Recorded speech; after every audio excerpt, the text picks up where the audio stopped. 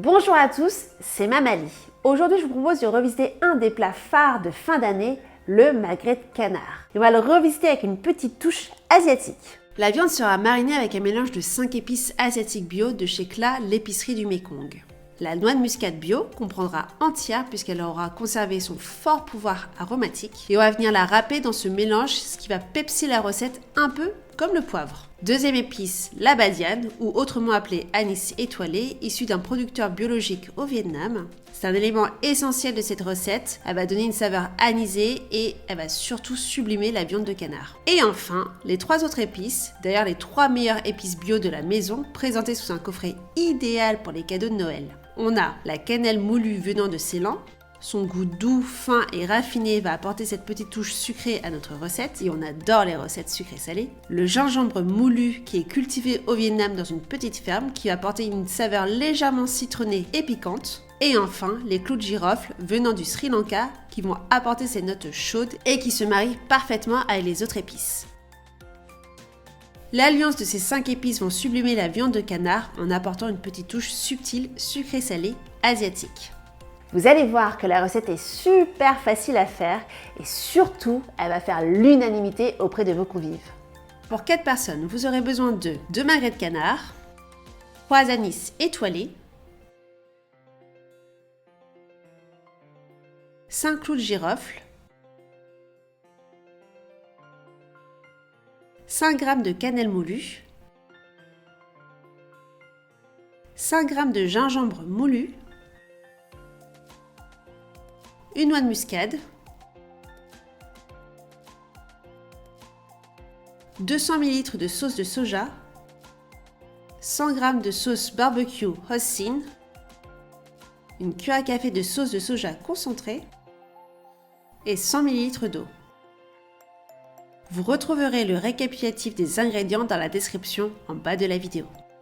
Première étape, on va tout simplement préparer la sauce. On va donc verser la sauce Hoisin, la sauce de soja salée, l'eau, on ajoute les 3 anis étoilés, les clous de girofle, la cannelle, le gingembre et on vient râper la noix de muscade. Et on mélange le tout.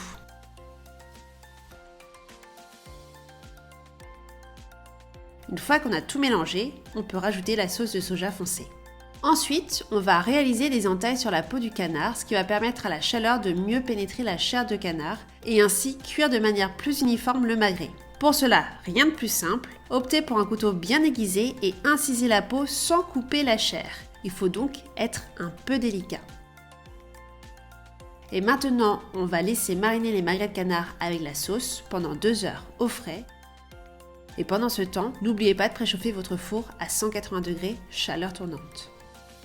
Une fois que les magrets ont été bien marinés, on fait chauffer notre poêle sans matière grasse. Et une fois que celle-ci est suffisamment chaude, on dépose les magrets de canard côté peau, à feu très doux et toujours sans matière grasse car le canard est déjà suffisamment gras. Et on va laisser le tout cuire environ 6 minutes. Quand la peau du canard commence à être bien dorée, on va le retourner et on va caraméliser sur chaque face à feu plus vif. Et on retire les magrets du feu. Maintenant, on va réaliser de belles tranches fines.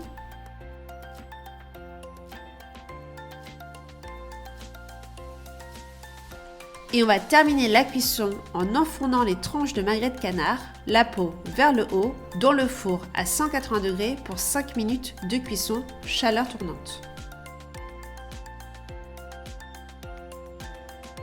Et pendant qu'on termine la cuisson du canard, on va réduire la sauce qui a servi de marinade pendant 5 minutes à feu moyen.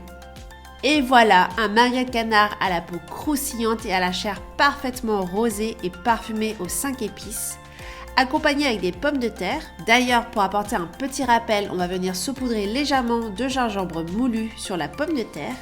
Et surtout, n'oubliez pas de saucer avec la sauce qui a servi de marinade. Et voilà, un plat parfait pour les fêtes de fin d'année. Si vous avez aimé cette vidéo, n'hésitez pas à mettre un petit pouce en l'air, à vous abonner à la chaîne et moi je vous dis à très vite pour d'autres recettes avec les épices Kla.